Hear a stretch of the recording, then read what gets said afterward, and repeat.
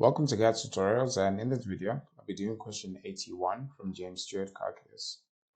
So, this is from D exercises, just to make a correction of that. So now, we are going to sketch this, but before we do that, we are asked to start at sine, which is the function that we know, then use that to figure out what this should be. So let's start there. Let's do a rough sketch of sine. So sine crosses at 0.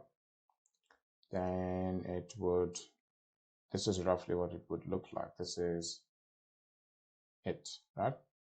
So, and you can continue if you want to do so. But let's just stop here for now. So we are asked, this would be sine x. We are asked to now sketch or draw the absolute value of sine.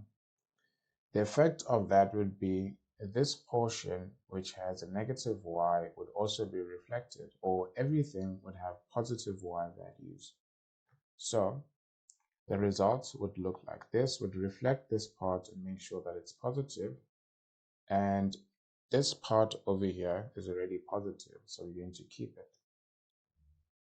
So the green graph is the absolute value of sine. So you're going to have your sine sketch, then just reflect each part where you have negative y values. The y values here are negative, as you can see.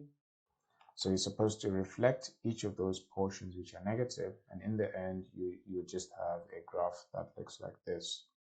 So everything will be above, or everything will have all the points would have a positive y. And that is what you get when you sketch the absolute value of sine.